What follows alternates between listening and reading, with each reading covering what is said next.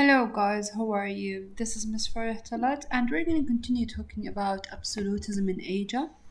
We started talking about the absolutism in Asia with the Mughal dynasty in India, but now we're going to talk about absolutism in Asia and the Ottoman Empire with Muhammad II and Sulaiman the Magnificent. So we're going to go through page 252 talking about Muhammad II and Sulaiman the Magnificent. Then we're going to take the title of Sulaiman the Magnificent, and yeah, that's it, I think. Then we're gonna talk about Sulaiman the First and his government. So we're gonna finish this page 252, and we're gonna start with page 253 here in the top, talking about Sulaiman and his the first and his government.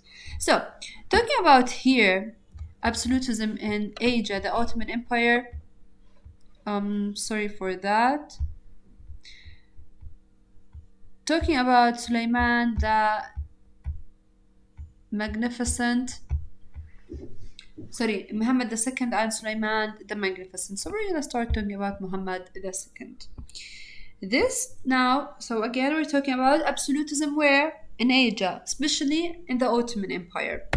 Muhammad II, he ruled from 1451 until 1481. This is his picture. Okay, what about this man? He got another name by the people or by historians. He got the name of Muhammad the Conqueror because he conquered a lot of lands and he expanded his land way before, way more than it was before. So he expanded the land and conquered a lot of regions around him. His achievements. Now we're going to mention his achievements in the Ottoman Empire. The first thing, he broke the power of the old tribal chieftains. What is the meaning of this? At that time, guys, the system of ruling, it was what? Tribal chieftains. What is the meaning of this? Means now the chief of this tribe is gone, another chief will take it. So it was in Arabic قبائلي. This tribe is stronger than that tribe, so this tribe will take the throne. After the death of the chief in this tribe, another tribe will fight over the throne.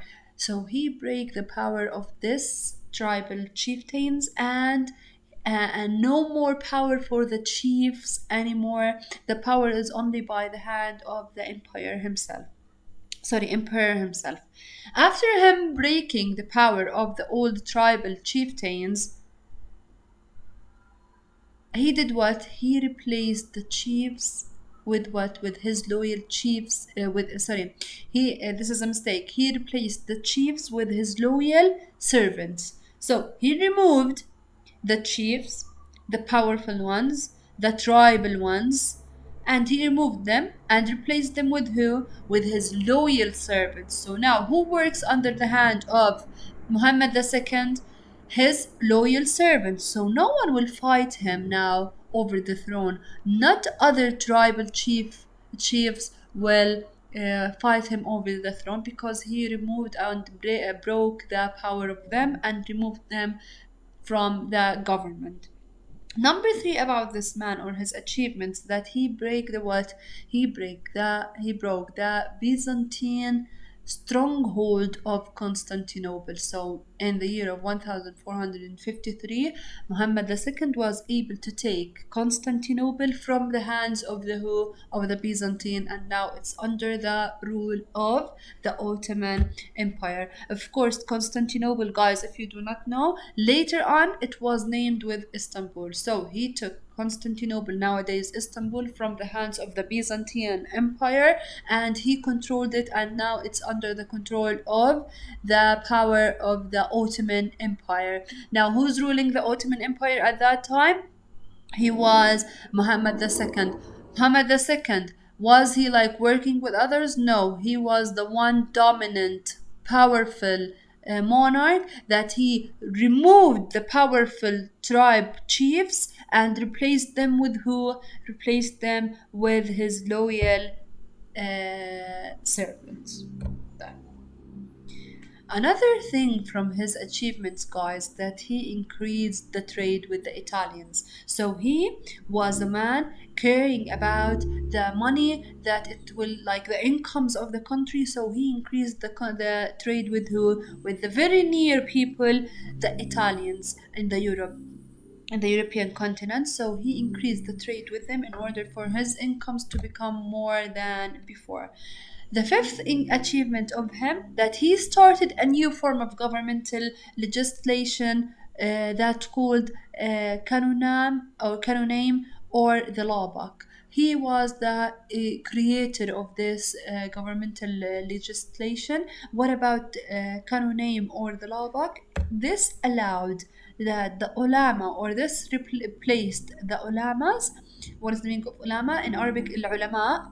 It placed the ulama that at that time they had a very, very high rank in the society, but sometimes they were over above, sorry, they were above the what, the control of the sultan himself. But when Muhammad II put this new form of government, the Labak or Kanu name, he put them or placed them, the ulamas, under the control of one single sultan at that time, under one single power, Muhammad II. So the rank of the in the society was Muhammad II at the top. After him will come like the ulamas, his servants, his government, the people. So he is now what? An absolute monarch. He is the absolute power. No one is like the same as his power. He's the controller of everything, the controller of the religion, because he put the ulamas under his control, and the controller of the city or the country or the empire or the government, anything that you want. And he also controlled the what? The economy, when he controlled the trade with the Italians. After him, who came? Sultan Sulaiman the Magnificent. That Muhammad II, his reign ended in 1481. After, like, in a while, we're talking about the absolute monarchs in the Ottoman Empire. His name was Sulaiman the Magnificent.